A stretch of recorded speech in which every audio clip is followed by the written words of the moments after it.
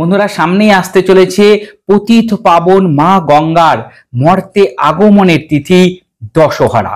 বন্ধুরা, এই বিশেষ তিথি ইংরেজি 2025 সালে কবে পড়ছে সেই বিষয়ে যেমন জানবো, ঠিক সেরকম ভাবেই জানবো এই দিন করা বিশেষ ক্রিয়া, যেগুলো আমাদের জানা অজানায় যে সমস্ত খারাপ কর্ম হয়ে যায়, সেই কর্মের যে কুফল সেটা যেন আমরা না পাই, তার জন্য মায়ের বিশেষ আশীর্বাদ আমরা কিভাবে এই বিশেষ তিথিতে লাভ করতে পারি। নমস্কার দর্শক বন্ধুরা, সহজ ভাষা ধর্মকথার এই নতুন পর্বে আপনাদের সকলকে জানাই সুস্বাগতম। বন্ধুরা, সহজ ভাষা ধর্মকথা মানেই জটিল সমস্যার সহজ সমাধান হাতের কাছে থাকা দ্রব্য দিয়ে।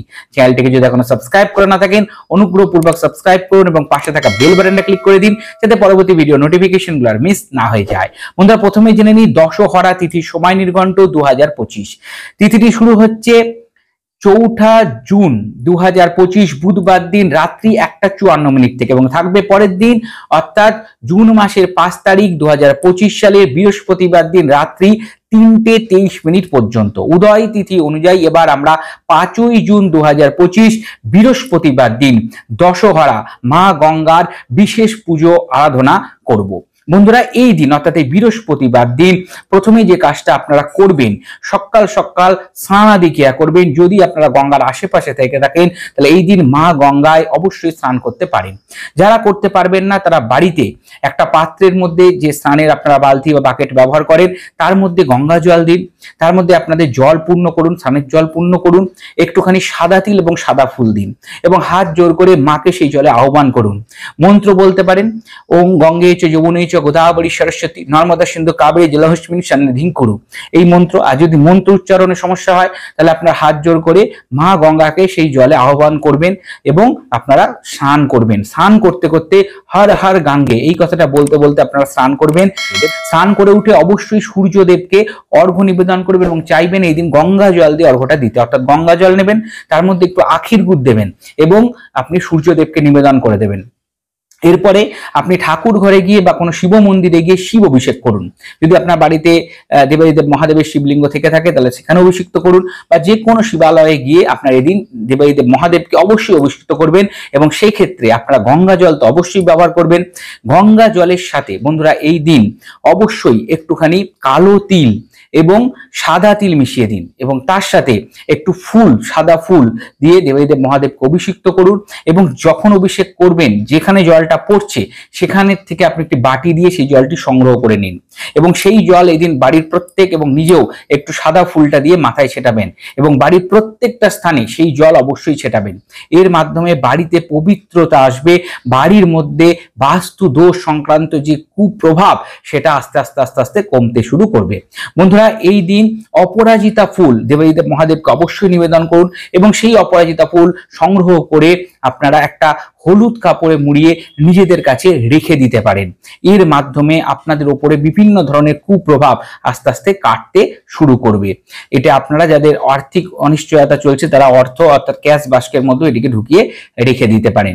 বন্ধুরা, এই দিন যখন দেবাদিদেব মহাদেবকে অভিষেক করবেন তখন গঙ্গা জল দিয়ে যখন আপনারা মাথায় ঢালছেন তখন খেয়াল করবেন যাতে 10 বার আপনারা গঙ্গা জল মাথায় ঢালেন, অর্থাৎ 10 বার আমি যে মন্ত্রটা বলছি সেই মন্ত্রটা বলতে বলতে 10 বার গঙ্গা জল মাথার মধ্যে দেবেন, দেবাদেব মহাদেবকে অভিষিক্ত করবেন। মন্ত্রটা হচ্ছে ওম নমঃ শিবায় নারায়ণায় দশহরায় গঙ্গায় নমঃ।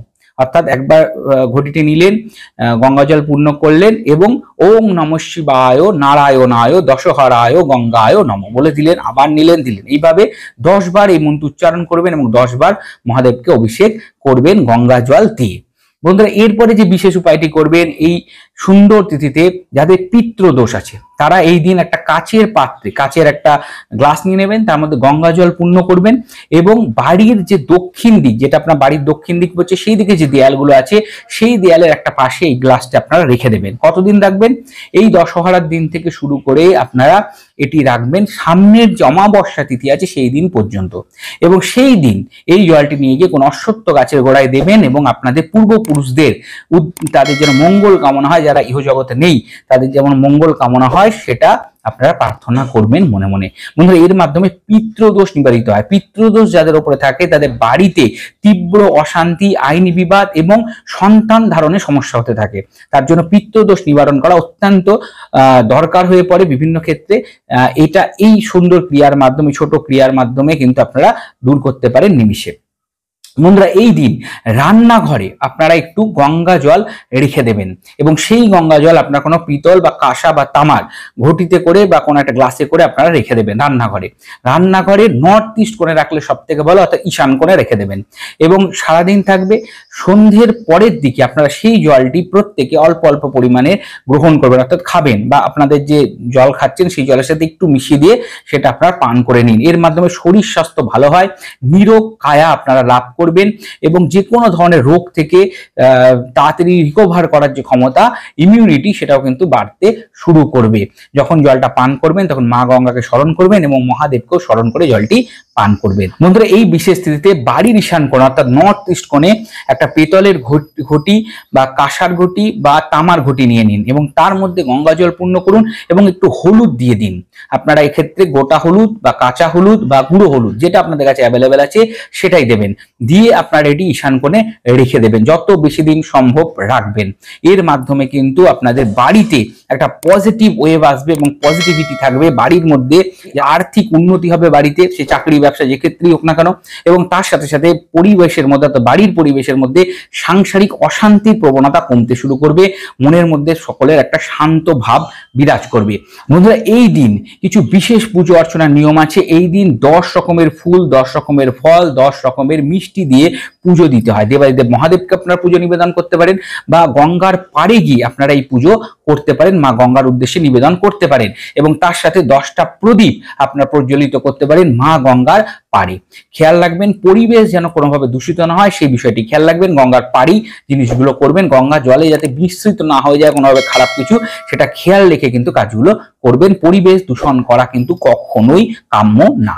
বন্ধুরা, এরপরে বলবো, এই বিশেষ তিথিতে আপনারা যাদের বাড়িতে প্রচন্ড পরিমাণে সাংসারিক অশান্তি হচ্ছে তারা মহাদেবকে মধু দিয়ে অভিষেক করুন। তার মাধ্যমে স্বামী স্ত্রীর মধ্যে সম্পর্ক মধুর হয়। এই সুন্দর তিথিটাকে কাজে লাগিয়ে আপনারা যদি মহাদেবকে আখের রস দিয়ে অভিষিক্ত করেন তাহলে চাকরি বাকরি ব্যবসায় উন্নতি হয়, আর্থিক বৃদ্ধি আসে। বন্ধুরা, আপনাদের যদি কোনো মনস্কামনা দীর্ঘদিন ধরে পূরণ না হয়ে থাকে তাহলে এই দিন একটা ছোট্ট মাটির ঘটি নিয়ে নিন এবং তার মধ্যে গঙ্গা জল পূরণ করুন এবং ওপরে একটি ফল রাখুন। বিশেষ করে কোনো রসালো ফল রাখতে পারেন, যেমন ধরুন আম, রেখে দিলেন এবং মহাদেবের কাছে, যে কোনো মহাদেবের মন্দিরে যান এবং এটি হাতে নিয়ে মহাদেবের কাছে প্রার্থনা করুন। আপনাদের যে মনস্কামনাটা পূরণ হচ্ছে না সেটি মহাদেবকে জানান, নিবেদন করুন এবং তারপরে এটি আপনারা ওখানে রেখে দিয়ে চলে আসুন। দেখবেন খুব শীঘ্রই সেই মনস্কামনা মহাদেবের কৃপায় পূর্ণতা লাভ করবে। যারা প্রচন্ড পরিমাণের নজর দোষ, হিংসা বা কোনো তান্ত্রিক ক্রিয়ায় নিজেদের জীবনকে জর্জরিত মনে করছেন এবং কোনোভাবে এর থেকে বেরিয়ে আসতে পারছেন না, তারা এই সুন্দর দিনে একটা কালো কাঠ নিন এবং মাথা থেকে নিজের পা পর্যন্ত মেপে নিন এবং সেই কালো কাঠটি একটা নারকেল, ছাড়ানো নারকেলের মধ্যে ভালো করে জড়াবেন। জড়িয়ে এই নারকেলটি আপনারা মা গঙ্গাতে ভাসিয়ে দিন এবং মনে মনে আপনাদের যাবতীয় যে সমস্যা সেটা মা গঙ্গাকে প্রার্থনা করুন যাতে কেটে যায়। খুব শিগগিরই এই সংক্রান্ত সমস্যা থেকে আপনারা বেরিয়ে আসতে পারবেন। মধ্যে এই ছোট ছোট উপায়গুলো এই সুন্দর তিথিকে কাজে লাগিয়ে যদি আপনারা করেন মনে বিশ্বাস এবং ভক্তি সহযোগে, অবশ্যই মা গঙ্গার কৃপা আশীর্বাদে, দেবাদিদেব মহাদেবের কৃপা আশীর্বাদে খুব তাড়াতাড়ি আপনাদের জীবন একটা সুন্দর দিকে পরিচালিত হবে। আশা করি সম্পূর্ণ বিষয়টি বোঝাতে পেরেছি এবং পর্বটি আপনাদের ভালো লেগেছে, পর্বটা আপনাদের উপকারও দেবে।